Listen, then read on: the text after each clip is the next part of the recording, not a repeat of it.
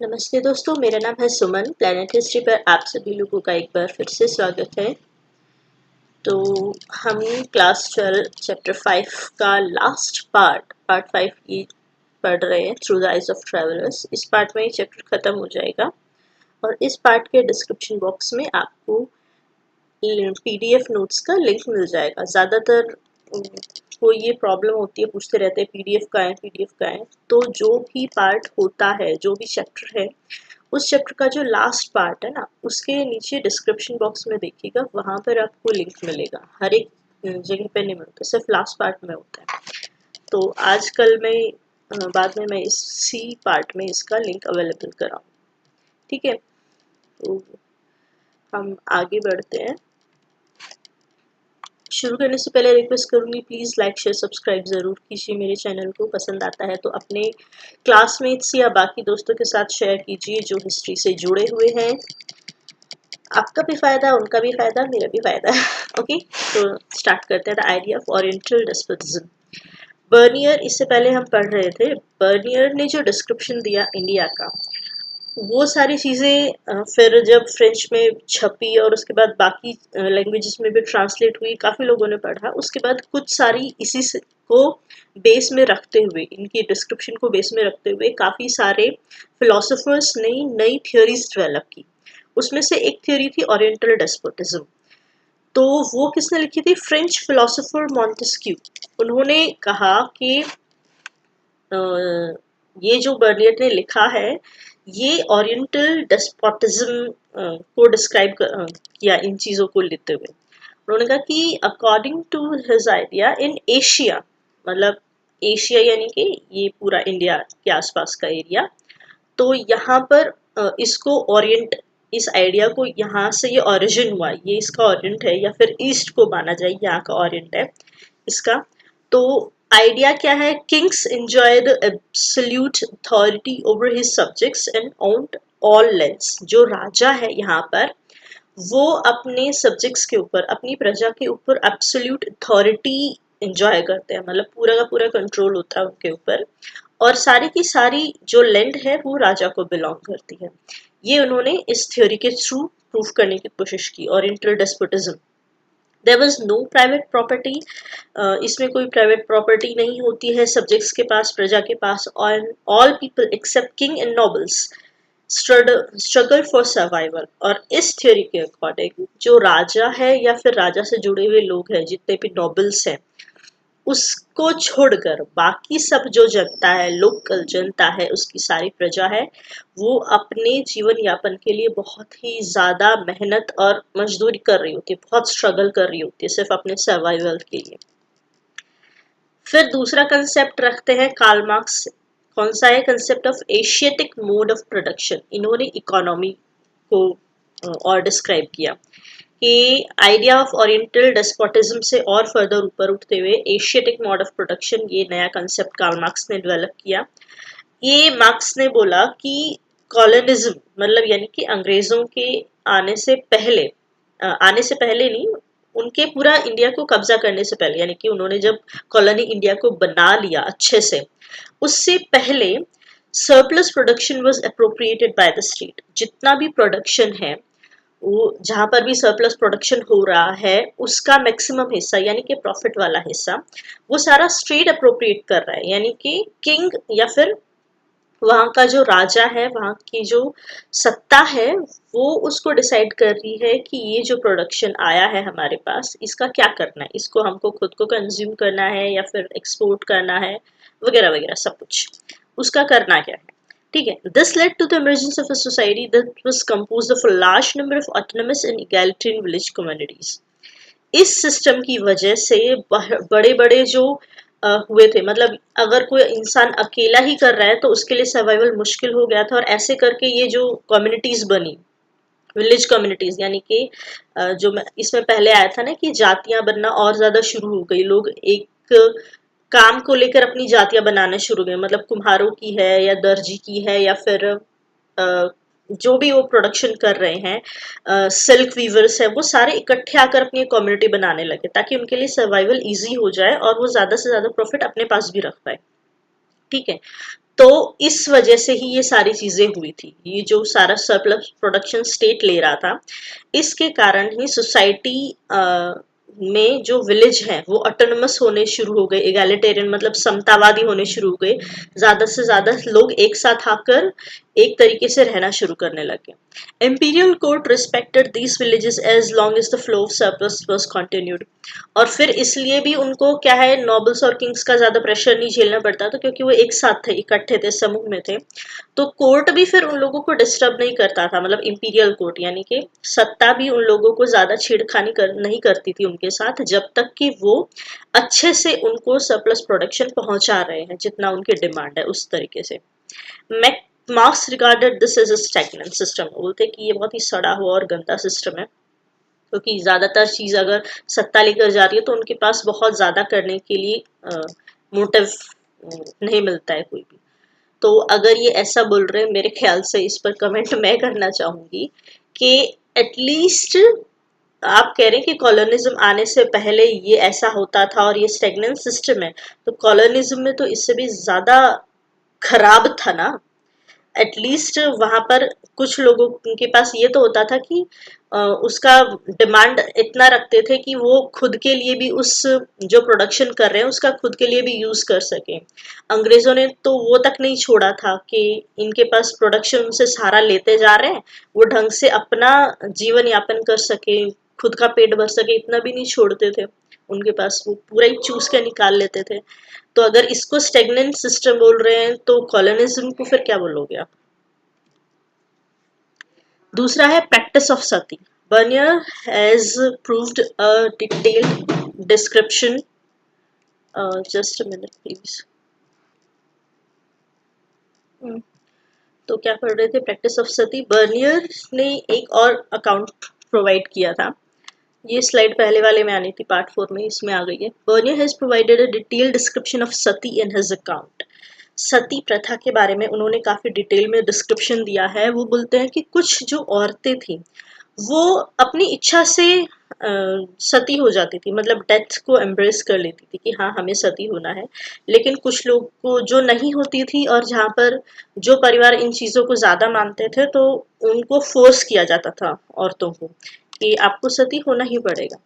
जिसमें कि एक उन्होंने एक चाइल्ड सती का डिस्क्रिप्शन दिया है कि 12 साल की एक बच्ची है जिसको जबरदस्ती आग में झोंक दिया गया था। वो ये है, this is perhaps one of the most striking description by Bernier. At Lahore I saw a most beautiful young widow sacrifice who could not I think have been more than 12 years of age। 12 साल की एक बच्ची का है, लाहौर का। बोलते कि एक छोटी सी बच्ची है जो इन चीजों को अभी तक ठीक से समझती भी नहीं है, और उसको जबरदस्ती उसके हाथ पैर बांध के, ताकि वो भाग ना पाए, एक ओल्ड वुमेन ने उसको पकड़ा हुआ है, और ब्राह्मण वगैरह अपना कुछ वो कर रहे हैं, और जाके उसको बिठा दिया और उसको सती कर दिया। उसकी अंदर की मैं फीलिंग्स को नहीं समझ पा रहा है कि वो अंदर ही अंदर कितना डर रही होगी या फिर क्या फील कर रही होगी। I found it difficult to repress my feelings and to prevent their bursting forth into clamorous and unavailing rage। Sati प्रथा बहुत ही खराब है, ऐसा खराब तो बहुत छोटा शब्द है इसके बारे में। सती प्रथा बाद में रोकी भी गई, काफी हिंदू समाज के भी काफी लोगों ने इस पर, जैसे राजा राम मोहन राय और काफी लोगों ने भी इस पर काम किया था कि ये प्रथा खराब है। लेकिन एक चीज मुझे ये भी खराब लगती है कि जो प्रथा सिर्फ कुछ जगह पर और कुछ इंसिडेंट्स ही हैं, उसको अगर जानबूझकर इतना डिस्क्राइब करने की कोशिश की जाती है कि ये इंडिया में ही थी। ये कहीं पर भी बताया नहीं गया था कि ये प्रथा सिर्फ नॉर्थ इंडिया में कुछ स्टेट में ही थी। और इसका रीजन भी था कि अगर कोई भी प्रथा शुरू होती है तो ऐसे ही जस्ट एंजॉयमेंट के लिए नहीं शुरू की जाती है, हर एक चीज के पीछे हमेशा कोई ना कोई रीजन रहा होता है। उस टाइम पे आपको पता है मुगलों की उसमें था देश, और उसमें सेम ऐसे अगर वॉर वगैरह होते थे, जैसे मैंने पहले एक पिछले चैप्टर में, इसी चैप्टर में आया था डिस्क्रिप्शन में कि ज्यादातर जो स्लेव्स थी, वुमेन स्लेव्स, उनको वॉर से कैप्चर किया जाता था और उनको किसी भी तरीके से यूज कर सकते थे। वो खैर एनसीईआरटी डिस्क्राइब करता नहीं कि कैसे कैसे यूज करते थे इन वुमेन स्लेव्स को। तो हमारे समाज की बच्चियों को कोई ले जाके कैसे भी यूज ना करे, इसके लिए होता था कि औरतें अपनी इज्जत गंवाने से ज्यादा महफूज समझती थी, ज्यादा अच्छा समझती थी कि वो सती हो जाए। और सेम ऐसे कि जो बच्चियां होती थी, अगर उनका आगे पीछे उनको देख रेख करने वाला कोई नहीं है, मतलब ऐसा नहीं कि हर कोई विधवा को ही सती कर दिया, उसको अगर आगे पीछे उसका कोई अपना बच्चा नहीं है, कोई देख रेख करने वाला बच्चा नहीं है, तो उसके लिए भी यही माना जाता था कि ये कहीं जाकर ऐसी यातनाएं ना झेले, तो इससे अच्छा ये डेथ को इम्प्रेस कर ले, इसलिए ऐसा रहता था। खैर ये है खराब, समाज को भी रिस्पॉन्सिबिलिटी इस चीज की लेनी चाहिए। अगर कोई उसके आगे पीछे उसकी देखरेख करने वाला बाद में बच्चा नहीं है, तो ये जिम्मेदारी समाज की बनती है कि कोई ना कोई उसका अपना हो, या उसकी दूसरी शादी करा दी जाए। जैसे बाद में सती प्रथा में जब इसका विरोध हुआ, तो ये भी कहा गया कि अगर कोई सती होती है तो खराब है, इससे अच्छा है कि उसकी दूसरी शादी करा दी जाए। अगर उसका अपना कोई नहीं बचा है, उसकी मतलब देखरेख करने वाले आगे माता पिता या फिर कोई रिश्तेदार नहीं है, तो उसको सती करने से ज्यादा अच्छा है कि उसकी शादी करा दी जाए। मतलब विडो रिमैरिज का बाद में चला था, तो उसके विडो रिमैरिज के कारण ही फिर बाद में सती प्रथा लोगों के दिमाग से हटी थी। तो इतना भी ज्यादा ऐसा जितना डिस्क्राइब किया जाता है कि इंडिया में सती प्रथा थी, ये सिर्फ एक इस टाइम पीरियड के दौरान थी जब मुगलों का राज था इंडिया पर, उससे पहले हिस्ट्री में कहीं भी नहीं है ये। ठीक है। women labor was crucial in both agricultural and non agricultural production। ये जो वुमेन लेबर है, ये एग्रीकल्चरल और नॉन एग्रीकल्चरल प्रोडक्शन दोनों में ही काम करती थी। मर्चेंट जो फैमिलीज हैं, मतलब जो इकोनॉमिक प्रोडक्शन में बिजी है फैमिली, वहां पर कई सारी औरतें कमर्शियल एक्टिविटीज में भी भाग लेती थी, क्योंकि उनके हस्बैंड ज्यादातर बाहर रहते थे काम करने के लिए। मतलब जो भी उन्होंने प्रोडक्शन किया है वो ट्रेड के थ्रू इंडिया में या बाहर ले जा रहे हैं, तो घर पे उन चीजों का प्रोडक्शन संभालने के लिए औरतों को रहना ही पड़ता था। तो ज्यादातर फैमिलीज में जहाँ पर खेती बाड़ी हो रही है या फिर ऐसा कोई ट्रेड या इससे रिलेटेड है, तो वहां पर औरतों को साथ में उस चीज में इन्वॉल्व किया जाता था, मतलब अपना उसमें काम धंधे में। तो ऐसा तो बिल्कुल भी नहीं था कि वुमेन सिर्फ और सिर्फ घरों से ही बंदी रह जाती थी। जहां पर होती थी दिक्कत कि भाई औरतों को बाहर नहीं निकाल सकते, उनका बाहर निकलना सेफ नहीं है एनवायरनमेंट में, वहां पर वो अपने घरों के अंदर रहती थी। और जहां पर लगता था कि जैसे अगर कोई समूह में रह रहे हैं सभी सभी सभी के सभी, जैसे कोई जाति बना ली उन्होंने, अपने ही लोग है सिर्फ यहाँ पर, वहां यहाँ पर कोई वॉर के उठा के औरतों को नहीं लेकर जाएगा, जहां पर उनको सेफ रहता है, यहाँ पर काम कर सकती हैं औरतें, तो वहां पर करती भी थी। तो ये डिफरेंट सिनेरियो कंडीशन के हिसाब से लागू होता था। अब आते हैं travellers who wrote detailed accounts regarding Indian social customs and religious practices. ये अब बिल्कुल लास्ट पार्ट है इस चैप्टर का। कुछ और नाम दिए हैं जो इंडिया के बारे में लिखते हैं, ताकि अगर किसी को और ज्यादा पढ़ना हो तो इनके अकाउंट्स को पढ़ सकता है। जैसे कि जिससे रोबर्टो निबेली, इन्होंने इंडियन टेक्स्ट को यूरोपियन लैंग्वेजेस में ट्रांसलेट किया था। मतलब बहुत ज्यादा लिखा नहीं, इन्होंने ट्रांसलेशन का ज्यादा काम किया है। Barbosa Duarte Barbosa, he was Portuguese traveller.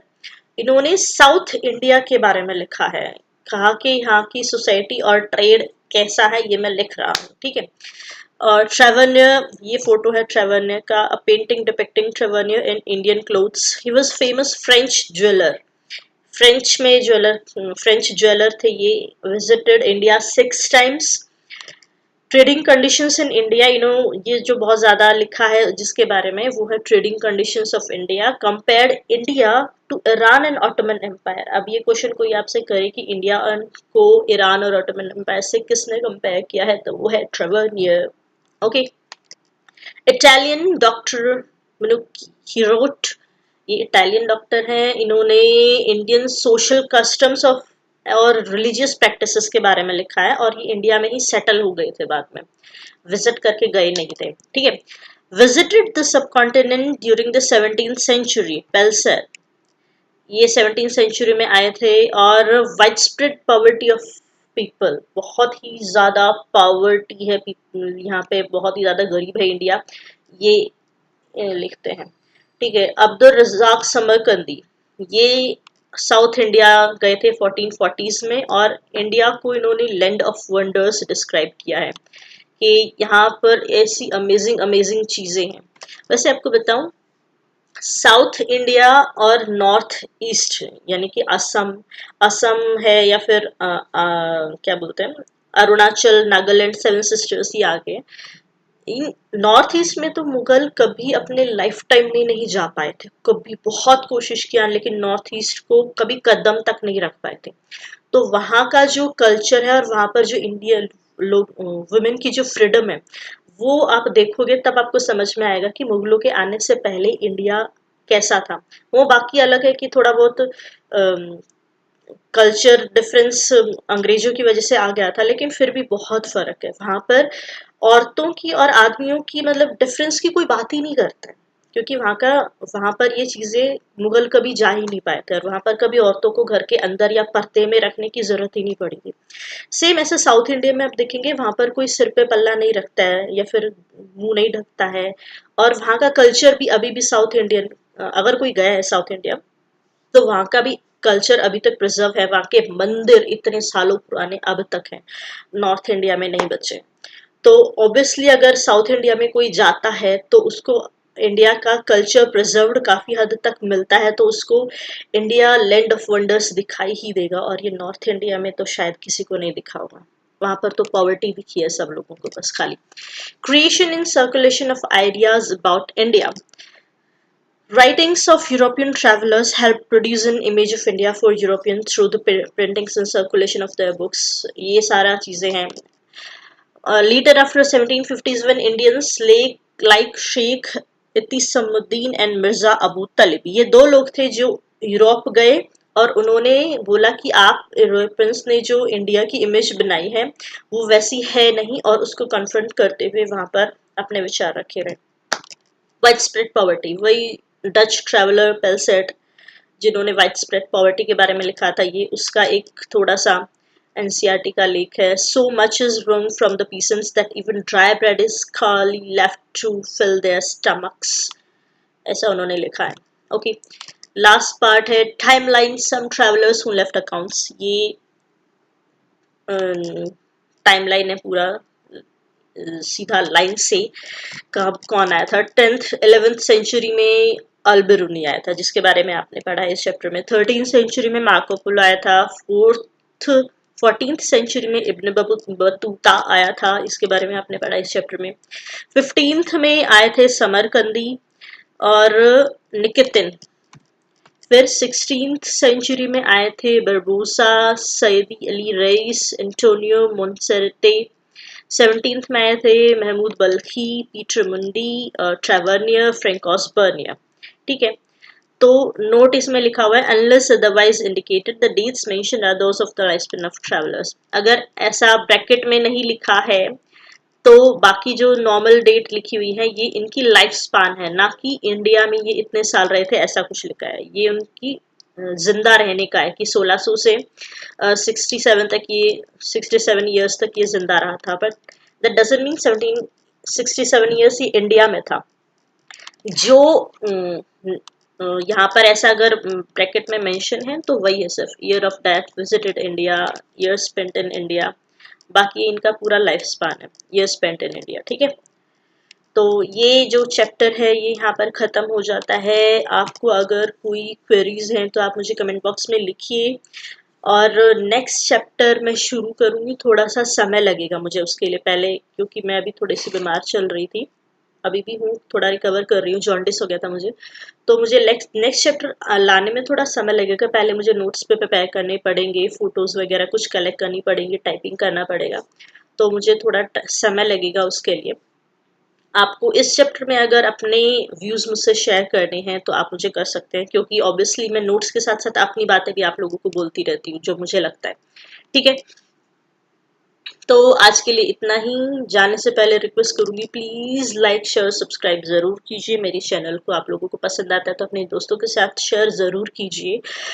आज के लिए इतना ही, टाटा बाय बाय, फिर मिलते हैं।